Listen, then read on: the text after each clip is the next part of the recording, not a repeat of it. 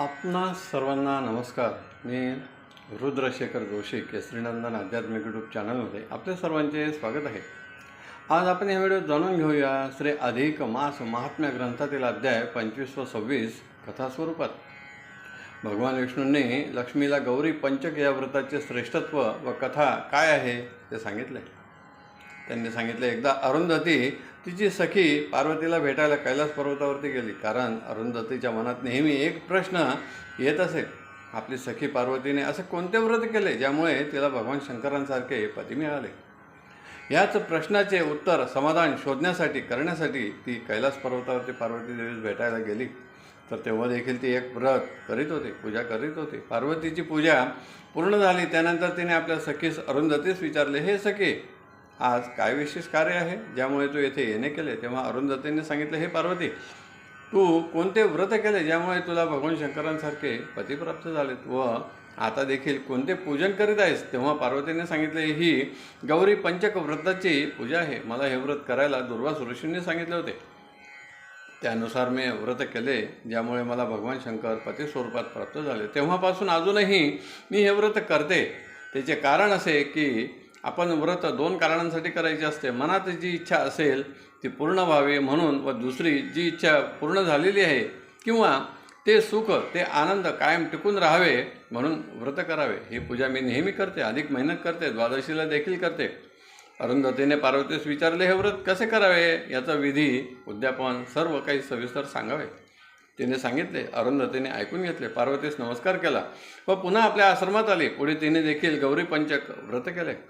असा हा या व्रताचा महिमा आहे असे भगवान विष्णूने लक्ष्मीदेवीस सांगितले. येथे अध्याय 25वा पूर्ण झाला.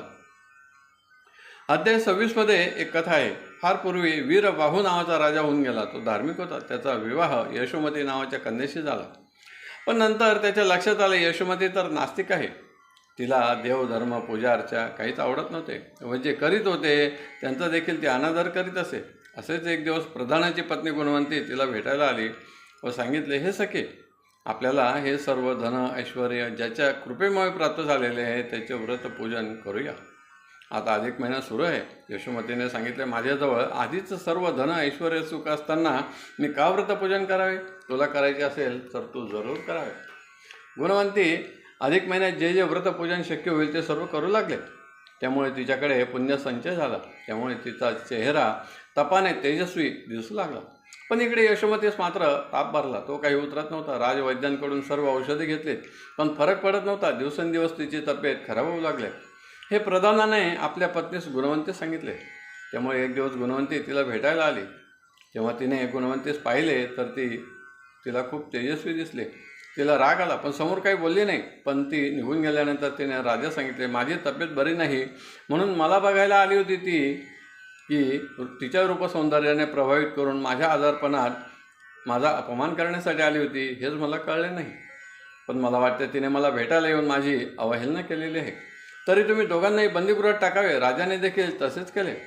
त्यामुळे गुणवंतीच्या व्रतपूजनात उपवासमध्ये कोणताही फरक पडला नाही. तिने तेथेही व्रत सुरू ठेवले.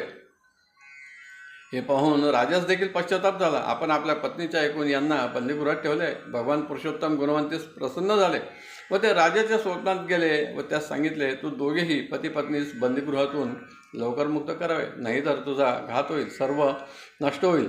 असे सांगून भगवान अदृश्य झाले. राजा झोपेतून उठला. त्याने सकाळी दोघांना बंधमुक्त केले. त्यांनी राजास प्रणाम केला व विचारले, आता यशोमतीस बरे वाटत आहे का.